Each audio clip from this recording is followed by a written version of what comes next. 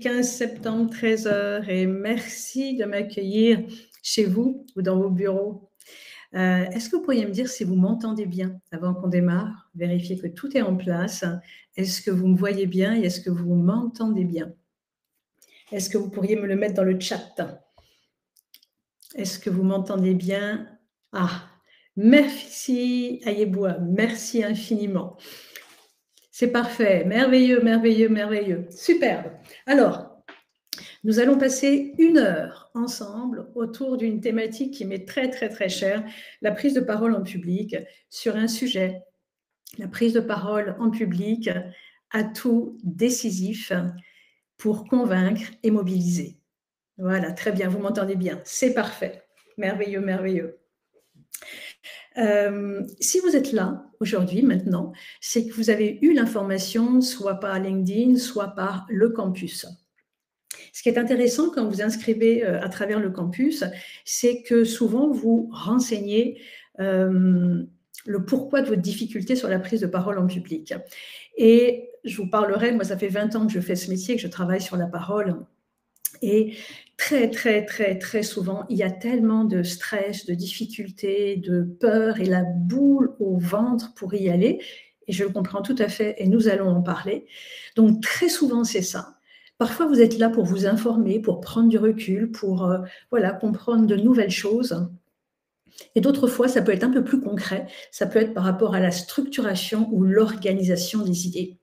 En tout cas, je vous remercie de prendre ce temps que nous soyons ensemble, parce que tout ça, que ce soit le stress, que ce soit l'information, ou que ce soit le fait de mieux argumenter, de mieux organiser les idées, tout ça se travaille. Tout ça se travaille. Et ça peut devenir un levier énorme, fantastique, effectivement, de conviction et de mobilisation des personnes à qui nous parlons. Donc, aujourd'hui, le thème de la prise de parole en public est vaste, il est subtil et il est vaste. Donc, il a fallu que je choisisse, évidemment. Aujourd'hui, nous allons aborder 3 sous-thèmes essentiels.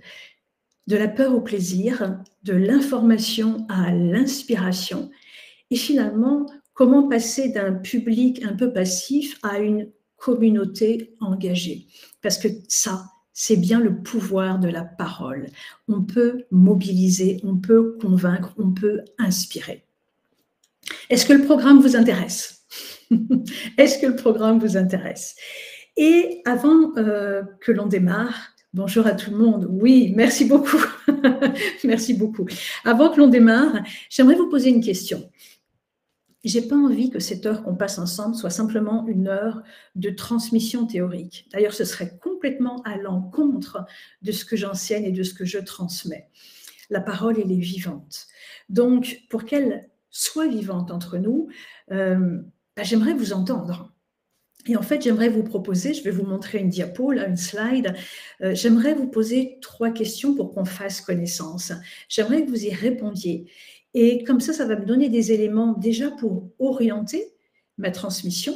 Et aussi, à la fin de cette heure, avant la fin de l'heure, je vais revenir à ce que vous m'aurez indiqué et j'aimerais vous donner des pistes de réflexion et de résolution, si ça vous va. Alors, je vais vous montrer la slide avec les 3 questions. Je pense que quand on voit, alors là, c'est pas là encore. Voilà.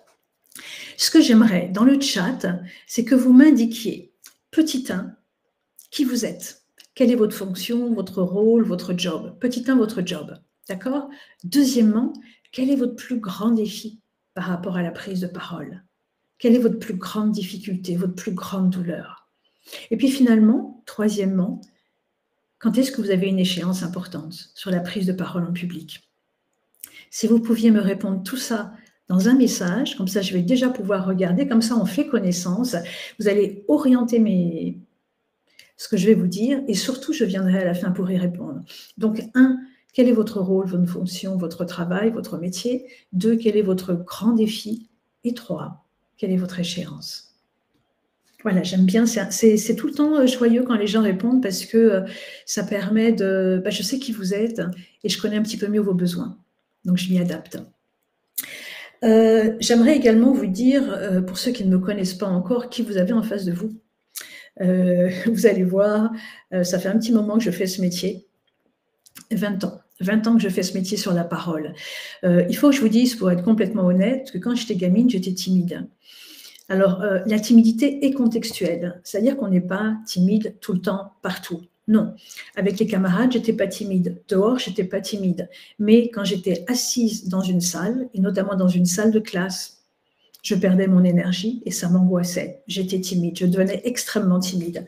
Tout ça pour vous dire que je connais le stress, la peur, la difficulté, l'angoisse du jugement, la peur de ne pas être à la hauteur. J'ai connu tout ça. Je l'ai connu. Mais j'ai traversé ce chemin. Et aujourd'hui, je travaille sur la parole parce que quand j'étais jeune, mais vraiment quand j'étais gamine, j'ai compris très vite qu'il fallait que je délie cette compétence, cette capacité. Sinon, je sentais que c'était douloureux et que ça m'empêchait de marcher, ma vie, mon travail, mes passions. Hein, quand on a des idées et qu'on n'ose pas les dire, quand on a des questions et qu'on n'ose pas les dire, quand des gens posent des questions et qu'on n'ose pas répondre, c'est terrible. On a l'impression de passer, on n'a pas l'impression, on passe à côté de quelque chose. Donc, je savais que j'avais besoin de dénouer ça. Et je l'ai travaillé toute seule. Et ça fait 20 ans maintenant que je fais ce travail, que je coach en prise de parole en public. Vous imaginez bien que mon travail a quand même changé de quand j'ai commencé à maintenant. J'ai coaché plus de 6000 personnes, j'ai travaillé avec tous les publics, des enfants autistes, des adultes en réinsertion, des étudiants, des porteurs de projets qui pitchaient leurs programmes ou leurs produits. Aujourd'hui, je travaille avec beaucoup de grands groupes, Airbus, SNCF, Société Générale, Harmonie Mutuelle, etc. Je collabore essentiellement avec des dirigeants, des chefs d'entreprise, des cadres, des indépendants. Et tout ça, l'objectif à chaque fois, c'est de rendre cette parole vivante pour qu'elle touche, qu'elle mobilise les gens. D'accord ? Donc, comme vous le voyez, j'ai écrit 2 livres également. Prenez la parole, prenez votre place, qui sera plus complet que ce webinaire. Vous avez beaucoup d'informations pour transcender la peur et savoir organiser un discours. Et puis un bouquin sur les visios, comment réussir ces visios. Et comme vous le voyez également, j'ai été la coach exclusive de TEDx Toulouse pendant plus de 7 ans. Donc, j'ai coaché énormément de conférenciers. Je suis moi-même conférencière. Donc, c'est intéressant d'avoir été extrêmement timide. Et quand j'étais gamine, mais déjà, je voyais la maîtresse et je me disais, mais jamais de ma vie, je pourrais faire ça. Aujourd'hui, je coach, j'accompagne, je forme et je donne des conférences. Comme quoi, tout est possible. Tout est possible. Voilà, je reviens à l'image, comme on dit. Alors, merci pour toutes vos réponses et je vais y revenir. Directrice financière, manque de confiance en soi, pas d'échéance. Ça, c'est un grand classique. Je vais revenir sur la confiance en soi. C'est un grand classique. Merci Eulalie du partage. Élodie, ma plus grande difficulté, l'émotivité. Maîtriser mes émotions pour éviter qu'elles polluent la prise de parole. J'ai un discours lors d'une inauguration stratégique dans un mois tout pile. Alors, une chose que j'ai envie de vous dire et que j'ai déjà partagé, tout ça se travaille. Il y a tellement de personnes qui restent avec la boule au ventre alors que vous pouvez le travailler et transcender tout ça. Vous le pouvez. Quelle que soit la difficulté, ça se travaille. C'est en forgeant qu'on devient forgeron. Il n'y a pas si longtemps, j'ai accompagné Romain, qui est dirigeant d'une entreprise qui fonctionne, qui a un très gros chiffre d'affaires. Il fait des produits publicitaires. Il fêtait les 10 ans de sa boîte. Et lui, il n'a pas de problème de stress, de timidité, tout va bien. Et donc, 10 jours ou 2 petites semaines avant l'événement, il se dit quand même, non, ça a commencé à lui monter, la mayonnaise commençait à lui monter au nez, il commençait à avoir peur, etc. Il m'a contacté. Il me dit, normalement, j'aime ça, etc., mais je ne veux pas rater ce moment. Et je m'angoisse, et là, je sens que je perds mes moyens, j'ai besoin de faire quelque chose. En 2 semaines, on a travaillé ensemble. Ça l'a rassuré, on a répété ensemble, il a fait son intervention devant 400 personnes, il y avait ses salariés, il y avait des partenaires, il y avait des clients. Il a pris le pied, excusez-moi l'expression, mais il me l'a dit comme ça, il a pris le pied de sa vie. Il ne voulait pas rater ce moment. Non seulement il ne l'a pas raté, mais il l'a sublimé. Il l'a sublimé. Il a pris le taureau par les cornes. Et tout ce que je dis, que ce soit de l'émotivité, que ce soit du stress, que ce soit de l'organisation d'idées, tout ça se travaille, sachez-le, ça se travaille, on en vient à bout. Peggy, chef de projet, ne pas avoir la voix qui tremble.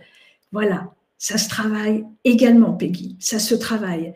Et en fait, souvent ce qui se passe, et je vais venir à mon déroulé, souvent ce qui se passe, c'est que votre cerveau vous demande des preuves. Le cerveau a besoin d'avoir des preuves sur le fait que votre voix ne tremble pas, sur le fait que finalement vous allez réussir à canaliser votre émotivité, etc. Donc c'est pour ça qu'il faut se faire accompagner, qu'il faut répéter, répéter, et comme ça vous y allez avec beaucoup plus d'assurance, vous franchissez la barre sans problème, et le cerveau il enregistre tout ça. Ben finalement ça s'est bien passé, ben finalement c'est bon, et donc ça le rassure. Le cerveau attend de vous des preuves, il attend de vous des preuves. Fleur, cadre de santé, maîtriser mon émotion qui se répercute physiquement. Voilà, et j'y reviendrai à la fin plus longuement. Dirigeante, pas trop de peur, mais des difficultés à rester sur ce que j'ai préparé, envie d'embarquer les gens, échéances régulières, passées et à venir. Ok. Gontran, responsable vente et marketing, défi transmettre de l'émotion, ne pas être monocorde. Bravo, bravo. On reviendra là-dessus, une prise de parole en public qui embarque, c'est à la fois du rationnel et à la fois de l'émotionnel. Si c'est que du rationnel, ça ne fait pas le job. Si c'est que de l'émotionnel, ça ne fait pas le job. Donc, c'est vraiment une combinaison des deux. Aïboua, chargé de mission, souhaite fédérer et motiver dans les prises de parole. C'est l'objet de la prise de parole, mais il faut avoir une parole vivante. Coach pro, peur du stress paralysant dans une semaine. Waouh! Natacha, j'espère que vous avez travaillé ça, ça se travaille. Votre contenu, la peur, il y a des outils anti-stress, il faut travailler tout ça pour vous mettre dans une bonne posture. Audrey, je suis responsable en communication, mon plus grand défi est de me faire reprendre à chaque prise de parole, je n'ai pas d'échéance précise. Ok, il faudra plus de détails sur me faire reprendre, ça veut dire quoi? Hélène, responsable marketing, manque de confiance, stress, idée qui s'embrouille, ok. Isabelle, responsable de service, difficile d'embarquer tous les collaborateurs d'horizons différents. On y arrive. L'objectif, ça ne va pas être forcément d'embarquer tout le monde, parce que là, on se crée du stress. Et en fait, pour embarquer tout le monde, il ne faut pas embarquer tout le monde. Il faut embarquer le gros ou des personnes importantes qui sont le messager vers les autres. Donc, ce n'est pas important. On peut, surtout quand il y a des échéances où il y a des conversations difficiles, on ne peut pas forcément embarquer tout le monde, il faut lâcher ça. Il faut essayer d'embarquer le gros de la troupe. Et le gros de la troupe va embarquer les autres après, ou pas. D'accord? Parce que là, vous vous mettez une pression gigantesque. Laurence, je suis coordinatrice de projet, faire passer un message dans 2 mois. Ok, merci Laurence. Étienne, Career Consultant Manager, en pleine construction de mon pitch de présentation sur ma nouvelle offre. Ben voilà. Ma plus grande difficulté est de structurer mon nouveau pitch pour le rendre impactant. Janvier 2026, c'est parfait, ça laisse le temps. Lucie, en cours de création d'entreprise de gestion de projet pour TPE-PME, je dois préparer mon pitch. Échange dans les 3 prochains mois. Et Natacha, tous les jours, oui, merci. Le pitch, je suis beaucoup intervenue sur le pitch. Là, on va le voir d'une façon un peu plus générique, mais je ferai d'autres webinaires sur le pitch. C'est très, très, très important de préparer tout ça. Merci à vous tous pour vos échanges. Merci infiniment. Alors, et n'hésitez pas pendant tout ce temps à commenter, à poser des questions parce que je vais y revenir après. Donc, allez-y en live, quoi. D'accord? Je regarderai également ce que vous commentez. Alors, le premier bloc sur lequel j'aimerais revenir, c'est de la peur au plaisir. De la peur au plaisir. Il faut savoir que presque tout le monde éprouve du stress. Pas tout le monde, presque tout le monde. 90% des personnes. Et moi, je vous le dis, parce que je coach tous les jours sur cette thématique. Et donc, je vois bien. Et je coach des gens qui ne viennent pas forcément pour la peur, pour plein de raisons, plein de difficultés diverses et variées. Donc, c'est un grand classique. Pourquoi c'est un grand classique? Pour plusieurs raisons. Il faut comprendre ça. Pour plusieurs raisons, c'est déjà que l'exercice est complexe. Pourquoi? Parce qu'il mobilise énormément de dimensions de notre être. Il faut avoir des idées, il faut savoir argumenter, il faut savoir organiser les idées, il faut savoir structurer, il faut savoir raconter des histoires, y mettre de l'émotion, il faut avoir de la vitalité, il faut avoir une voix qui s'entend, qui résonne, qui projette, il faut savoir bien articuler, ne pas aller trop vite. Il faut avoir une certaine gestuelle, une certaine présence, une bonne énergie. Et il faut surtout aller chercher en soi, quand on intervient, des énergies qui soient fécondes, qui soient optimistes, qui soient joyeuses. On peut avoir la peur, etc., mais il faut aller chercher l'enthousiasme, en fait, la chaleur et l'enthousiasme. Ça, c'est fondamental. Comme ça, vous donnez aux gens, vous leur donnez envie de vous écouter avec la chaleur et l'enthousiasme. C'est la Harvard Business School qui avait écrit un article qui disait que la fondation du charisme, c'est la chaleur. Parce que notre cerveau, il a tout le temps besoin d'être rassuré. Et le cerveau, s'il sent de la chaleur, il sent qu'il n'est pas menacé, il sent qu'il est accueilli.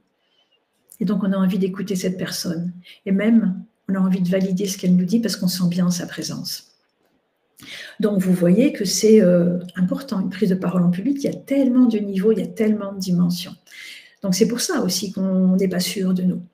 Et puis, en plus, comme diraient les jeunes, il ne faut pas se mentir, on est dans un environnement qui ne nous a vraiment pas aidés.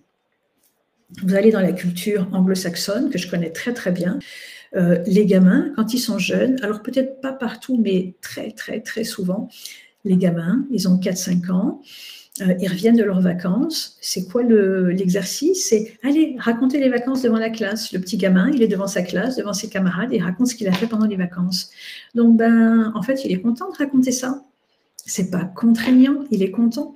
Et donc, il développe une relation avec l'exercice qui est joyeuse, qui est enthousiaste, qui est fun, qui est drôle. Il a envie d'y aller. Et ça, ils le font après toutes les vacances et en grandissant. Donc, l'exercice est agréable pour eux. Alors que nous, c'est pas ça. Nous, on a appris cet exercice, on a subi cet exercice quand on était à l'école et qu'on a dû monter sur l'estrade pour réciter une poésie ou faire un exposé. Et on ne nous a pas donné d'outils. Alors, je comprends qu'aujourd'hui, c'est différent. On commence à donner des outils. Heureusement, il était temps. Mais vous voyez qu'on ne développe pas la même relation avec l'exercice, parce qu'on est gamin, on nous demande de faire quelque chose et on ne nous donne aucun outil pour y parvenir. Et en plus, souvent, on n'est pas encouragé, parce qu'il y a un prof qui est là et qui note. On ne pouvait pas commencer d'une façon pire, en fait. Dans mon métier, on parle du traumatisme de l'estrade. Et en fait, tout ça, souvent, ça a laissé une empreinte chez nous. Ça a laissé une empreinte. Et c'est pour ça qu'on se demande aussi, est-ce que je vais être à la hauteur? Est-ce que je vais réussir à intéresser? Oui, mais moi, je n'ai rien à dire. Oui, mais ma voix, elle est monotone. Oui, mais mes émotions, etc. On n'a pas été encouragé, on n'a pas été aidé. Donc, il y a tout un contexte qui nous rend, nous, Français, cet exercice plus compliqué. Et ce qu'il faut bien comprendre, et ça, c'est fondamental, ce qu'il faut bien comprendre, ce n'est pas une question de capacité. Parce que la capacité, vous l'avez. Ce n'est pas du tout une question de capacité. Et c'est bien là, l'entourloupe, c'est que beaucoup de personnes pensent que finalement, elles n'ont pas les capacités. Ce n'est pas vrai. Vous avez tous les capacités. Et je vous l'ai dit, plus de 6000 personnes coachées, je fais ça depuis 20 ans. Chaque personne a la capacité d'inspirer un public. Sauf qu'il faut faire un chemin. Parce que parfois, on a eu des mauvaises expériences où on nous a dit des choses, où les professeurs ou les parents ont commenté, et c'est resté imprimé en nous. Et donc, on a développé un dialogue intérieur qui nous dit « Ah, mais non, tu n'as rien à dire, tu ne sais pas faire, etc. » Et c'est là où je voulais en venir aussi. La prise de parole en public et l'estime de soi sont intimement liées, intimement liées. Et comme j'ai vu, quand on se pose la question, qu'on a du stress, etc., il faut travailler là-dessus. C'est du travail. Comme toute chose, et c'est simple, et c'est joyeux, et c'est libérateur. Tout dans la vie est comme un muscle. Si on ne le travaille pas, ça s'atrophie, c'est de plus en plus difficile. Si on travaille ce muscle, il devient de plus en plus performant. On envoie au cerveau qu'on sait faire. Tranquillité. Le stress par rapport à la prise de parole en public, il y a un stress, il faut bien savoir, qu'il y a un stress qui est complètement naturel. Parce que notre organisme réalise qu'il se met dans une situation qui est quand même atypique, qui n'est pas une situation qui croise tous les jours. Quand on doit prendre la parole devant tout un groupe de personnes, c'est pas comme d'aller demander une baguette à la boulangère. Donc, l'organisme le comprend et il nous envoie des signaux pour nous dire « Oh, là, tu es en train de faire quelque chose tu sors de ta zone de confort. » Mais en même temps, quand il nous envoie du stress, il nous envoie de l'énergie. Il nous envoie de l'énergie pour mieux faire. Parce qu'au fond du stress, c'est quoi? C'est de l'énergie. Et l'idée, c'est de transformer cette énergie en levier de plaisir. Donc, il y a des outils anti-stress. Ce n'est pas l'objet de rester que sur le stress là maintenant. Il y a des outils anti-stress. Si vous êtes intéressé, dans le bouquin que je vous ai mentionné, que j'ai écrit, je vous donne les 3 outils anti-stress. Il n'est pas nécessaire d'avoir 20, 40 outils. Il y en a 3, et avec ces 3, ça suffit. Et je vais vous en donner un tout de suite, qui est, et vous le devinerez, à votre avis, est-ce que vous savez quels sont les outils anti-stress? À votre avis, vous avez des idées? Qu'est-ce qui peut aider? La respiration. Respiration. C'est la base. Il y a 3 exercices, 3 éléments de base pour combattre le stress, pour le transcender. La respiration, c'est évident, c'est évident. Plus vous allez être en phase avec votre respiration, plus ça va donner le signal à votre corps de détendre. Et moi, je vous invite à vous intéresser à la cohérence cardiaque. La cohérence cardiaque va vous permettre de juguler le stress, de baisser votre rythme cardiaque et puis de augmenter votre concentration. Cohérence cardiaque, c'est un exercice, alors on n'a pas le temps de le présenter, de le faire trop là maintenant, je regarde le temps, mais ouais, je doute, non. La cohérence cardiaque, vous allez sur YouTube, vous allez chercher des vidéos pour pratiquer cet exercice. Comme je l'ai dit avant, plus vous allez faire de la cohérence cardiaque, comme un muscle, plus, lors d'une prise de parole en public, ça va être efficace. Mais si vous ne le faites jamais et que lors d'une prise de parole en public, vous faites de la cohérence, ça va être un peu tard. Il faut le préparer avant. L'idée de la cohérence cardiaque, en fait, c'est ça.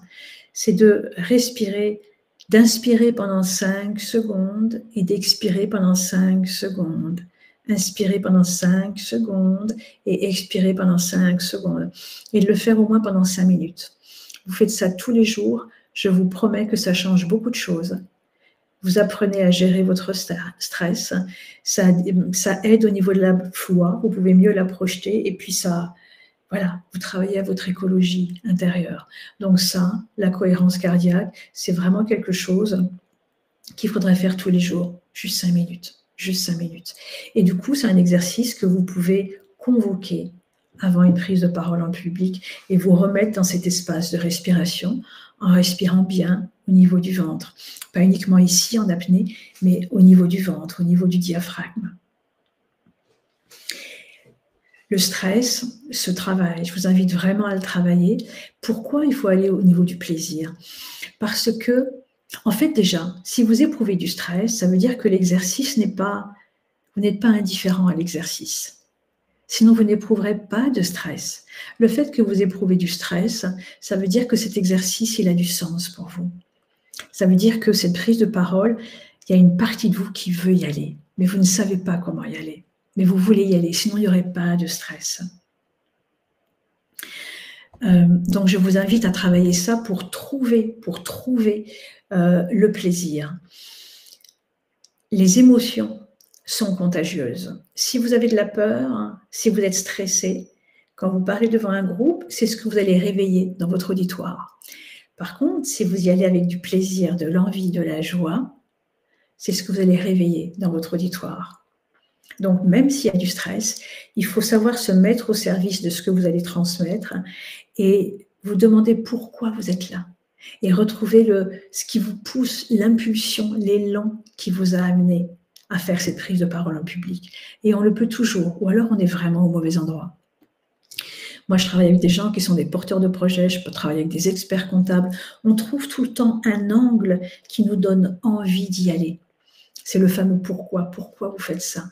Trouvez quelque chose qui donne du sens à votre intervention. Et comme ça, vous allez pouvoir vous mettre au service de ce sens.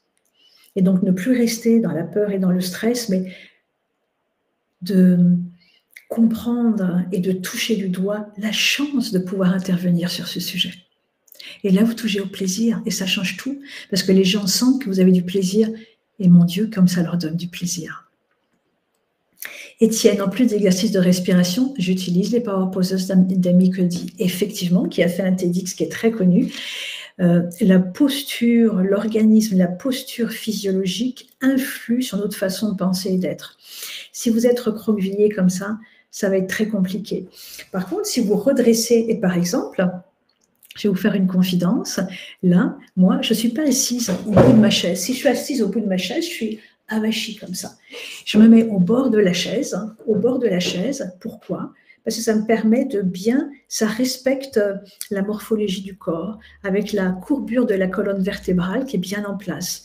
Et là, je respire mieux, ça m'ouvre ici au niveau du torse, et j'ai une meilleure énergie.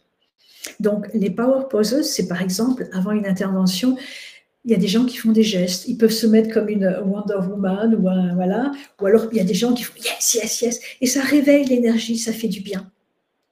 Donc, c'est réveiller notre physiologie pour se mettre en posture. Voilà. Merci, Étienne. Effectivement, c'est un des trucs qui est efficace, qui fonctionne. Donc, avant une intervention, avant un coup de fil important, avant une réunion ou quoi que ce soit, mettez-vous en posture d'ouvrir, etc., de croire en vous, en fait. Et c'est ce qui va, les Anglais, ils disent « fake it until you do it », je ne sais même plus comment. Il faut imiter la chose pour pouvoir la trouver, en fait. Donc, même l'imiter de l'extérieur, et intérieurement, au bout d'un moment, on trouve. Et j'aimerais terminer ce chapitre-là sur du stress au plaisir. Il y aurait tellement de choses. Je pourrais vous garder des heures et des heures, on pourra en parler ensemble. Warren Buffett, que vous devez connaître, qui est un des plus grands investisseurs américains, il est très célèbre, qui déclare souvent, il dit, parmi tous les investissements que j'ai faits, l'investissement qui m'a été le plus rentable, c'est de suivre une formation sur la prise de parole en public quand j'étais étudiant.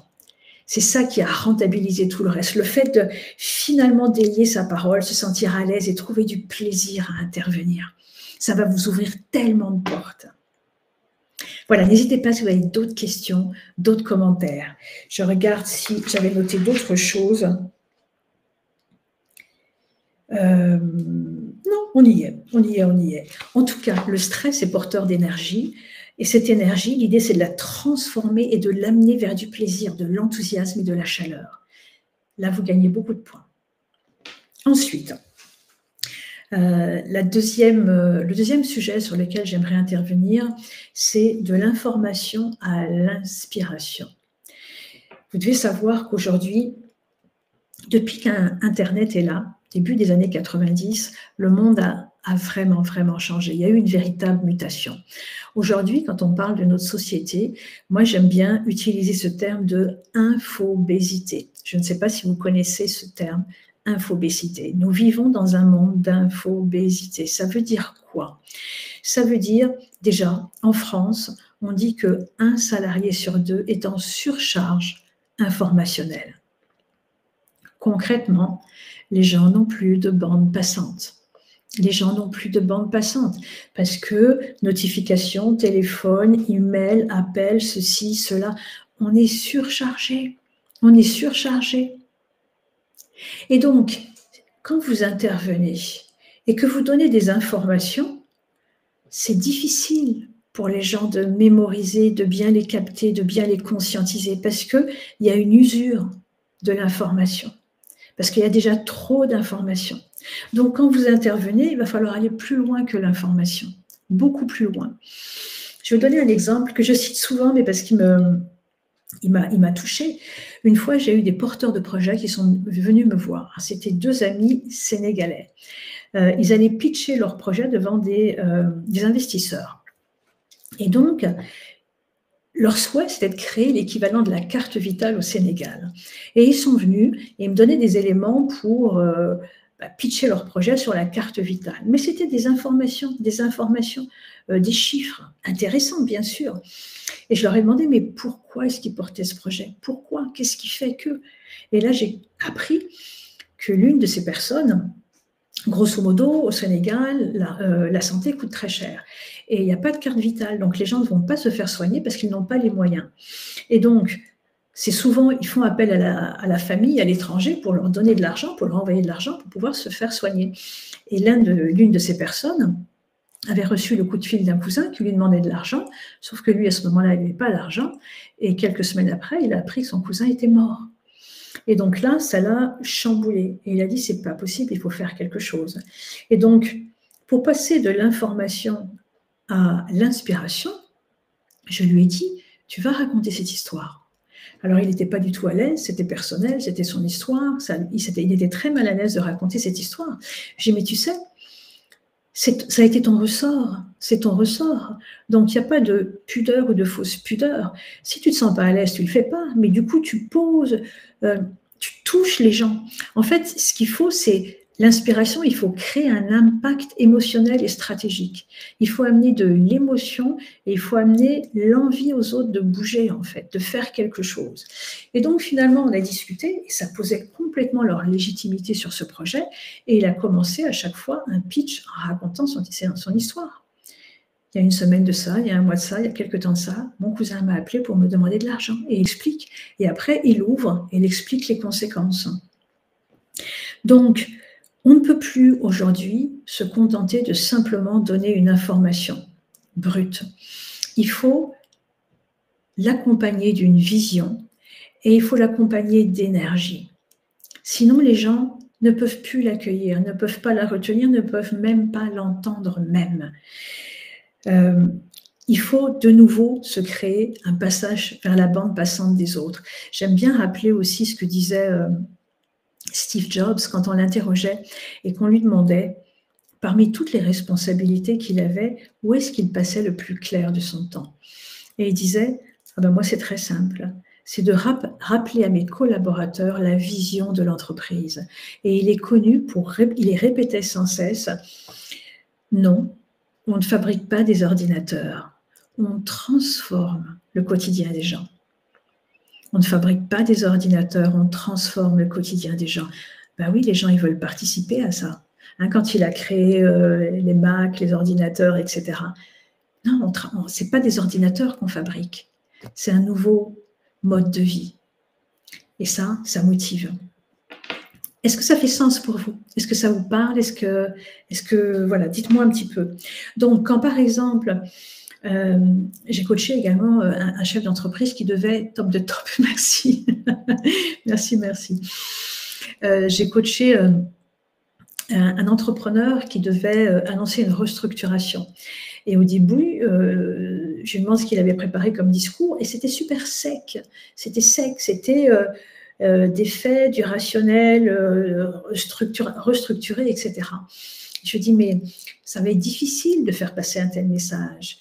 Il va falloir y mettre autre chose, y mettre de l'émotion. Et donc, ce qu'on a fait, moi, je lui ai proposé de rappeler l'histoire de l'entreprise, surtout que c'était lui qui l'avait créé, de rappeler l'histoire de l'entreprise, de rappeler que l'entreprise, elle avait eu des hauts et des bas, mais qu'elle s'en était sortie, qu'une entreprise faisait partie d'un environnement et qu'il fallait s'adapter. Et parfois, il y avait des périodes qui fonctionnaient bien, qui étaient fécondes, et après, il y avait des périodes qui étaient beaucoup plus compliquées. Ça faisait partie de la vie de l'entreprise. Mais simplement d'arriver en disant, voilà, on va restructurer et de présenter un plan de restructuration de façon un peu sèche, sans redonner du vivant à sa parole, ça aurait été difficile. Et du coup, on a travaillé ensemble, il a fait ce discours, et effectivement, le discours est très, très bien passé. Donc, l'inspiration, il faut amener du storytelling, il faut raconter des histoires, il faut dire la réalité, il faut dire ce qui se passe. Je regarde si j'avais mis... les gens, une prise de parole, elle a besoin de ne pas se terminer quand la prise de parole est terminée. Elle a besoin de continuer à vivre chez les gens. Et notamment, ce qui est très important, et donc on va le voir dans la troisième partie, c'est comment faire en sorte d'un auditoire passif au démarrage, de le rendre vivant, qui se mobilise, qu'il ait envie d'agir. Comment on fait ça? Il faut savoir que quand vous intervenez, il y a 3 niveaux d'attention. Il y a 3 niveaux d'engagement. Le premier, ça va être l'attention. Le deuxième, c'est l'émotion. Et le troisième, c'est l'action. Il faut capter l'attention. Parce que justement, les gens sont fatigués, ils sont en usure et ils n'ont plus accès à leur bande passante. Vous pouvez avoir alors accès à leur bande passante. Mais ça veut dire que vous êtes en place. C'est-à-dire que vous savez pourquoi vous intervenez. Vous avez retrouvé le sens. Parce qu'il va falloir non seulement avoir un discours, mais avoir de l'énergie. Il va falloir habiter votre parole. Si c'est simplement une parole intellectuelle, rationnelle, ça va toucher les gens qui ont une préférence pour le rationnel et l'intellectuel. Mais tous les autres ne seront pas touchés. Donc, votre parole, elle a besoin d'être habitée. Et puis, il y a des trucs, c'est pas vraiment des trucs, il y a des procédés. Il faut faire interagir votre public, votre audience. Il faut la faire interagir. Poser des questions. Moi, j'aime bien rappeler la question rhétorique. La question rhétorique, c'est vous posez une question, mais vous n'attendez pas que votre public vous réponde. La question rhétorique, vous posez une question. Plutôt que vous dire, aujourd'hui, on va parler de la prise de parole en public et on va voir ça, ça et ça. Si je vous dis, aujourd'hui, on va parler de la prise de parole en public, alors pourquoi est-ce qu'on va parler de la prise de parole en public? Eh bien parce que, et vous voyez qu'en posant la question, mais pourquoi est-ce qu'on va parler de la prise de parole en public? Ben là, ça met votre cerveau en mouvement. Même si vous savez que je ne vous demande pas de réponse, mais vous, le cerveau, il entend la question et il va répondre. Ça, c'est ce qu'on appelle les questions rhétoriques. C'est toujours intéressant de les utiliser. Posez des questions. Faites des sondages. Les sondages, c'est quoi? C'est parmi vous. Vous êtes combien à éprouver du stress? Qui parmi vous éprouve? Alors là, je ne vous vois pas, donc je ne peux pas vous demander de lever la main ou quoi que ce soit, mais qui parmi vous éprouve ça? Qui a déjà vécu ça? Qui, etc. Vous mettez les gens, vous les réveillez en fait. Les gens sont fatigués, ils sont usés, ils sont un peu raplapla. Il faut réveiller, il faut amener de l'énergie. À travers la question rhétorique et à travers le fait de poser des sondages, vous les faites interagir, vous les réveillez. Et ils vous écoutent, ils sont présents avec vous. Est-ce que parmi vous, il y en a déjà qui font ça, qui posent des questions rhétoriques et qui font appel au sondage? Delphine, comment faire en sorte de rendre vivant un podcast, un premier épisode de podcast? C'est à travers tout ce que je dis. C'est déjà vous. Il faut bien le préparer, il faut bien le structurer, il faut bien répéter, notamment le démarrage. Le démarrage, c'est la clé. Donc, il faut bien répéter que ce soit fluide. Parce que comme les gens, ils n'ont pas vraiment accès à leur bande passante, si les premières ou les 2 premières minutes sont laborieuses, ils vont passer ailleurs. Donc, il faut que ce soit fluide, vivant. Corinne, oui, la question rhétorique, pas les sondages, ça me semble... Ah non, pas les sondages, ça me semble intrusif. Non, c'est pas du tout intrusif, c'est intéressant. Et d'ailleurs, les sondages, il n'y a pas une obligation d'y répondre. Les gens qui veulent y répondre, y répondent. Et comme ça vous donne une vue sur votre audience. Vous savez qui ils sont et vous savez adapter aussi votre contenu. Donc, les sondages ne sont pas du tout intrusifs, pas du tout, parce qu'ils n'ont pas une obligation d'y répondre. Et puis, ça dépend de la façon dont vous le faites. Ça peut être, bon, répondez-moi, vous voyez, il peut y avoir un ton un petit peu professoral ou descendant. Là, on n'a pas envie d'y répondre. Mais ça peut être, on est tous ensemble, on est une communauté, j'ai envie de vous connaître et on pose la question. D'accord, Corinne? Merci. Donc non, pas du tout intrusif, pas du tout intrusif. Après, ça dépend. Il peut y avoir des questions intrusives et qui, en plus, sont posées des questions intrusives. Mais ça dépend de comment on le fait et quelle est notre intention quand on fait ça. Donc, trois niveaux d'engagement. L'attention, c'est à travers ça. Poser des questions rhétoriques, ça va capter l'attention des gens. Et vous, être habité par cette énergie. Pour amener de l'émotion, il y a plusieurs façons. Amener l'émotion, ça va être raconter des histoires. Ça va être raconter un témoignage client. Et ça, il faut le faire. Hein, les réussites de vos clients, raconter un témoignage client. Ça peut être simplement vous y mettre de l'émotion, comme je le fais là, quand je parle de la prise de parole en public. Je ne cherche pas à le faire, c'est un sujet qui me passionne et donc ça me mobilise, ça me met en vie quand j'en parle. Donc, quand on dit créer un lien émotionnel, ce n'est pas uniquement à travers les histoires ou les témoignages, c'est-à-dire que vous aussi, vous avez quelque chose qui vous met en mouvement. Et ça touche les gens, ça les embarque, ça les réveille, ça les éveille. Est-ce que ça fait sens pour vous? Est-ce que ça vous parle? Vous pouvez aussi utiliser des métaphores. J'ai parlé du muscle. Moi, une fois, j'ai coaché une personne qui souhaitait créer un parfum que l'on puisse confectionner chez soi. Et en fait, il avait trouvé l'image, c'était le Nespresso du parfum. Ben voilà, ça parle tout de suite, c'est vivant, on comprend tout de suite, c'est une image. Il y a déjà un affect avec ça. Donc, c'est toujours très intéressant de trouver une métaphore aussi quand on va parler de ce qu'on fait. Trouver voilà, une métaphore, c'est très, très, très intéressant. Ensuite, dans la troisième phase, quand vous avez créé le lien émotionnel, il est fondamental. Il est fondamental. Vous savez, en fait, quand vous communiquez, il y a tout le temps deux liens qui sont en place. On parle toujours d'un lien et on oublie souvent l'autre lien. C'est-à-dire que quand vous communiquez, que ce soit avec une personne ou un groupe de personnes, il y a un lien qui se fait, qui est rationnel. C'est ce que vous dites. C'est ce que vous dites. C'est les informations que vous transmettez, c'est l'argumentation, tout ça c'est rationnel. Maintenant, il y a un autre lien dont on parle peu, parce qu'il est souterrain, il est invisible. C'est le lien émotionnel. C'est comment vous dites ces choses. Avec quelle intention? Qu'est-ce que vous portez en vous? Est-ce que vous êtes habité, intéressé par ce que vous dites ou pas? Est-ce que vous mettez de la musique derrière ce que vous dites? Ce n'est pas simplement quelque chose de rationnel qui doit être dit, etc. Est-ce qu'il y a de la musique dans ce que vous transmettez? C'est ce qu'il faut aller chercher. Parce que les gens, on aime tous la musique nous fait du bien, tout le monde a envie d'écouter de la musique. Tout le monde. Une fois, j'ai donné une conférence, c'était à l'Association française des conférenciers professionnels, c'était à mes débuts. Au premier rang, il y avait pas mal de monde, et surtout au premier rang, il y avait les grands conférenciers français. Et avant de donner ma conférence, je les vois, ils sont là, et beaucoup d'entre eux avaient leur téléphone en main. Et je me suis dit, waouh, c'est pas cool, comment je vais faire? Et puis finalement, je dis, non, tu vas rien dire, tu vas démarrer comme ça, et justement, ton challenge, ça va être de leur faire sortir leur nez de leur téléphone. Voilà, j'ai pris ça comme un jeu, entre guillemets. Et j'ai commencé ma conférence, et ça l'a fait. Ça l'a fait. Parce que, voilà, le sujet que j'avais choisi m'intéressait, il avait du sens pour moi, j'en parlais avec passion, et bien assez rapidement, ils ont lâché leur téléphone. Parce que c'est ça la force de la communication et de quand vous êtes inspiré et de l'inspiration.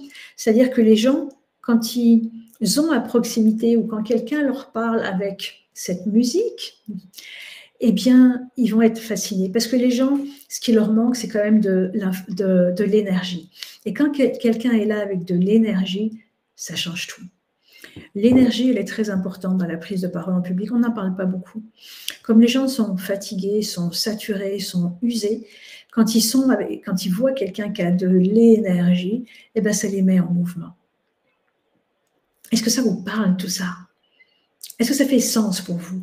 Comment créer de l'impact, pas uniquement avec des arguments, mais sur la façon dont vous exprimez ces arguments?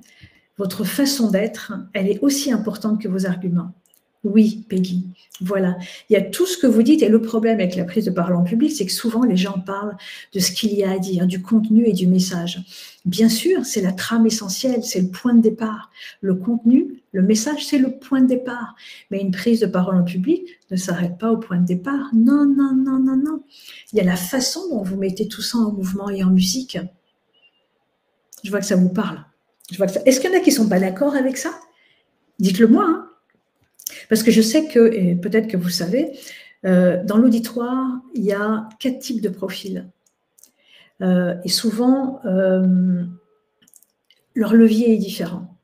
On a tous un levier différent. 4 types de profils, c'est très simple. Il y a des gens, quand vous intervenez, ils ont besoin que vous leur répondiez à la question « quoi ». Qu'est-ce que vous faites? Quoi? Eh bien, je crée une carte vitale. Il y en a d'autres, hein, ils ont besoin que vous leur donniez la réponse à la question « pourquoi ». Pourquoi vous le faites? Pourquoi on le fait? Pour sauver des vies, pour que les gens aient accès aux soins. Il y en a d'autres, c'est qu'est-ce que j'ai dit? Quoi? Pourquoi? Avec qui? Avec qui vous le faites? Eh bien, on est des Sénégalais, etc., etc. Et d'autres, ça va être comment? Comment vous le faites? Comment vous organisez? Comment ça va être géré? C'est des gens qui sont orientés process, etc. Donc, si vous restez, vous éventuellement, vous n'aimez pas trop parler, vous avez envie que ça se termine vite, et donc, vous allez droit au but. C'est bon pour vous, et c'est bon pour les gens qui ont le même profil que vous, le quoi. Mais tous les autres, hein, en fait, ils vont avoir du mal à se déterminer, parce que vous ne leur avez pas donné le levier qui les mobilise. Donc, pour eux, ils n'ont pas l'argumentation nécessaire pour pouvoir se décider et agir. Donc, nous, enfin, chaque personne a un mode de communication préférentiel, mais il faut savoir répondre à tous ces profils pour intéresser tout le monde. Ou en tout cas le gros des personnes qui sont là. Alors, je vais revenir, au moins vous ayez, si vous avez des questions, et j'aimerais d'ailleurs, j'aime bien rappeler cette phrase que j'aime beaucoup, de Maya Angelou, qui est une écrivaine américaine, qui est morte maintenant et qui a reçu le prix Nobel de littérature. Elle a eu cette phrase qui est tellement vraie et d'autant plus dans le monde d'aujourd'hui. Les gens oublieront ce que vous avez dit. Ils oublieront ce que vous avez fait. Ils n'oublieront jamais ce que vous leur avez fait ressentir. Ils oublieront ce que vous avez dit. Ils oublieront ce que vous avez fait. Ils n'oublieront jamais ce que vous leur avez fait ressentir. C'est pour ça que je vous dis qu'une prise de parole en public, ce n'est pas que du contenu. Le contenu, c'est la trame de départ. Elle n'est pas suffisante. Il faut mettre en musique. Aujourd'hui, dans une prise de parole, que ce soit une intervention en réunion pendant 5 minutes, ou une conférence, ou une présentation devant des clients, ou un pitch, il faut créer une expérience. Il faut créer une expérience, c'est ce qui fait toute la différence. Okay ? Et donc, ça mobilise différentes dimensions de l'être. Le pitch, c'est l'argumentaire et c'est la façon de le porter, c'est savoir pourquoi on transmet ça et se mettre au service et mettre de l'énergie. Et c'est comme ça que vous allez intéresser les gens. N'hésitez pas si vous avez des questions, j'aimerais passer des heures et des heures avec vous parce qu'il y a tellement de choses à dire, c'est tellement fascinant. Et en fait, c'est vraiment revenir à un parler vrai parce qu'aujourd'hui, les gens ont besoin de ça. Aujourd'hui, les paroles creuses, les mots valises, vous savez, le jargon technique, ça passe pas. Ça passe pas. Il faut que ça, si vous voulez retrouver l'accès à la bande passante de vos équipes, de vos collaborateurs, des clients, des partenaires, de votre N+1, il faut que ce soit vivant. Et donc, il faut qu'il y ait une énergie dans votre parole. Il faut qu'il y ait une intention dans votre parole. C'est ce qui va la rendre vivante. N'hésitez pas à me poser des questions, je serais ravie d'y répondre. Et je vais regarder ce que vous m'avez mis au début, là, les questions que vous avez pu me mettre au début quand je vous ai posé tout ça. Si vous le souhaitez, ce que je voulais vous dire aussi, parce que le temps passe tellement vite, si vous le souhaitez, vous voyez en haut de la diapo, il y a prendre rendez-vous. Pour celles et ceux d'entre vous qui ont envie de travailler sur votre parole, pour transformer tout ça, arrêter de rester avec la boule au ventre et surtout faire la différence. Faire la différence, ça s'apprend, ça se travaille. Si vous vous faites accompagner, vous irez mais tellement plus vite et ça va vous sécuriser. Vous le savez, je pense, vous le devinez. Vous pouvez acheter un bouquin, mais vous pouvez aussi vous faire accompagner. Pour celles et ceux qui le souhaitent, je vous propose de prendre un rendez-vous, 30 minutes, et vous me dites ce sur quoi vous avez envie de travailler et on voit si c'est possible. 30 minutes. Si vous le souhaitez, n'hésitez pas, je vous invite plutôt à prendre rendez-vous. Et du coup, je vais retourner dans les questions que vous avez pu me poser. Élodie. CEO, ma plus grande difficulté est l'émotivité. Maîtriser mes émotions pour éviter qu'elles polluent la prise de parole. Et discours dans un mois tout pile. Alors ça se travaille, Élodie. Notamment s'il y a un discours, si ce n'est pas d'une façon générique, mais je pense que c'est d'une façon générique. Et s'il y a un discours, ça se travaille. Il va falloir travailler la trame, il va falloir le répéter, parce que vous allez voir que l'émotivité, elle est là aussi parce que, excusez, enfin, je dis ça maladroitement, parce que vous ne faites pas le travail de préparation probablement. Quand le travail de préparation est fait et qu'on intègre les outils anti-stress, tout ça, ça permet de dégonfler cette émotivité en fait et de la mettre à jour. Et donc l'idée sur cette émotivité, c'est de la garder vivante parce que les émotions, c'est du vivant. Les émotions, c'est de l'énergie. Donc on veut, dans une prise de parole en public, si on veut qu'elle impacte, on veut de l'émotion. On veut du rationnel et on veut de l'émotion. C'est ce qui va faire la différence. Mais il faut que l'émotion soit régulée. Donc, tout ça, ça se travaille. Mais il faut y aller, parce que l'idée, c'est pas de fermer. Et souvent, les gens qui ont une problématique au niveau de l'émotivité, ils vont fermer. Non, surtout pas. Il faut canaliser, il faut réguler. Ça se travaille. Et donc, elles sont nécessaires pour faire la différence. Peggy, chef de projet, ne pas avoir la voix qui tremble. Pourquoi est-ce que cette voix, elle tremble? C'est quoi la cause derrière? Et ça se travaille. Et encore une fois, comme je l'ai dit tout à l'heure, c'est en forgeant qu'on devient forgeron. Il faut le travailler, le répéter pour que votre cerveau comprenne que c'est en place. Mais j'aimerais savoir, Peggy, pourquoi est-ce que la voix tremble? Corinne, consultante, mémorisation d'ici la fin de l'année. Alors, mémorisation, on n'est pas obligé de mémoriser. Je ne sais pas quel est le type d'intervention qui est prévu d'ici la fin de l'année. On fait toute la trame, on met toutes les idées forces, etc. On peut l'écrire, mais après, l'idée, c'est de répéter. On s'aide d'abord du document et on s'aide de moins en moins du document. Et en fait, ce qui va se passer, c'est que vous n'allez pas, Corinne, tu ne vas pas apprendre par cœur, mais à force de répéter, ben, on mémorise le cheminement, le trajet, l'itinéraire, et on mémorise les transitions. Donc là, il faut répéter, répéter et répéter. Jamais apprendre par cœur parce qu'on est prisonnier, et ça, c'est très inconfortable. Bénédicte, dirigeant, n'hésitez pas à prendre rendez-vous si vous souhaitez réellement transformer votre prise de parole en levier. N'hésitez pas. Bénédicte, dirigeant, pas trop de peur, mais des difficultés à rester sur ce que j'ai préparé. Envie d'embarquer les gens. Échéance régulière passée à venir. Alors là, je n'ai pas beaucoup d'informations. Envie d'embarquer, oui, heureusement, tant mieux, c'est bravo. À rester sur ce que j'ai préparé. Alors, la question, c'est est-ce que vous les embarquez au final ou pas, ou finalement, il y a une dispersion? Parce qu'il faut préparer, il faut quand même rester, mais en même temps, il faut savoir préparer en remettant cette énergie, cette vision et ce sens pour embarquer les gens. Donc, j'aimerais en savoir un peu plus, Bénédicte. Gontran. Défi de transmettre de l'émotion, ne pas être monocorde, trouver le bon ton. Donc ça se travaille. Pour les gens qui ont cette difficulté, moi je travaille sur de la lecture de texte et après sur des interventions pour remettre de l'énergie dans la voix. Parce qu'il ne s'agit pas de l'énergie, il ne s'agit pas d'une articulation mécanique, mais d'une articulation énergétique. Et ça, c'est fondamental aussi pour capter l'attention des gens. Chargée de mission souhaite fédérer et motiver dans les prises de parole en public. Ah oui, elles sont faites pour ça, mais j'aimerais voir plus de quelle est la difficulté.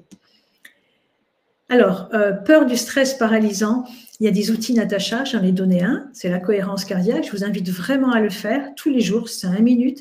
Ça va, mais vraiment, c'est ce qu'on appelle l'effet cumulé. 5 minutes tous les jours, ça va changer énormément de choses. Rien que ça.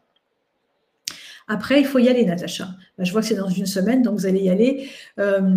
J'en sais pas beaucoup, Natacha, mais il faut le répéter à voix haute, il faut faire de la cohérence cardiaque, il faut le faire peut-être devant des amis en qui vous avez confiance, faites-le devant des gens, ça va aider de passer devant un public avant de le faire véritablement. Audrey. Bonjour, merci pour la possibilité d'alimenter la discussion. Je suis responsable en communication. Mon plus grand défi est de me faire reprendre à chaque prise de parole. Ouais, j'ai lu ça. Ça veut dire quoi se faire reprendre, Audrey? Stress, idée qui s'embrouille à l'oral régulièrement.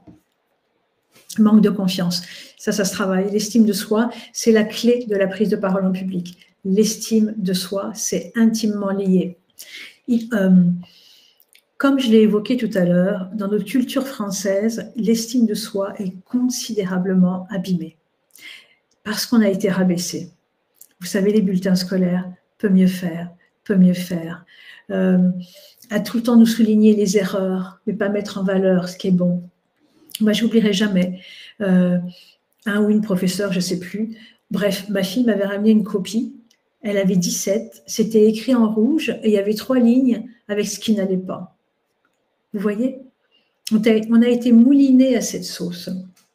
Donc, bien naturellement, on n'a pas une estime de soi qui soit saine. Le problème, c'est que l'estime de soi, elle est fondamentale. Parce que quand on a de l'estime de soi, on est en place, il y a une solidité intérieure, pas une rigidité, une solidité intérieure. Et donc, ça nous permet de rentrer, quand il y a des conversations difficiles ou même des conflits, on y va avec une relative sérénité grâce à l'estime de soi. Donc ça se travaille. Et je vous invite, Hélène, à le travailler parce que ça va débloquer tellement de choses. Moi, je le fais tous les jours, donc je le vois. Ça débloque tellement de choses. Isabelle, je vous invite à prendre rendez-vous, les personnes qui souhaitent travailler sur la prise de parole en public. On prend un rendez-vous de 30 minutes. Isabelle, responsable de 2 services différents, 1 conformité et 2 MOA. Difficile d'embarquer tous les collaborateurs d'horizons différents. Alors, ouais, ça c'est ce que j'ai dit tout à l'heure. Il ne faut pas chercher à embarquer tous les collaborateurs d'horizons différents. Il faut essayer, je ne sais pas trop ce que ça veut dire, d'horizons différents. Est-ce qu'ils n'ont pas la même culture? Est-ce qu'ils n'ont pas les mêmes besoins? Est-ce qu'il y en a qui sont techniques et d'autres pas techniques? Je ne sais pas trop. Il faut essayer de rester sur votre ligne, faire appel aux 4 profils, comme je l'ai mentionné tout à l'heure, et il faut essayer d'embarquer le maximum d'individus, mais pas forcément tous les collaborateurs. C'est pas ça l'idée. L'idée, c'est que quand vous embarquez suffisamment de collaborateurs, c'est ceux qui sont embarqués qui vont embarquer les autres. Donc, ça marche comme ça, en fait. OK? Laurence, faire passer un message dans 2 mois. Alors, quelle est la difficulté, Laurence? Étienne, OK, en pleine construction. Donc, ça, on l'a vu.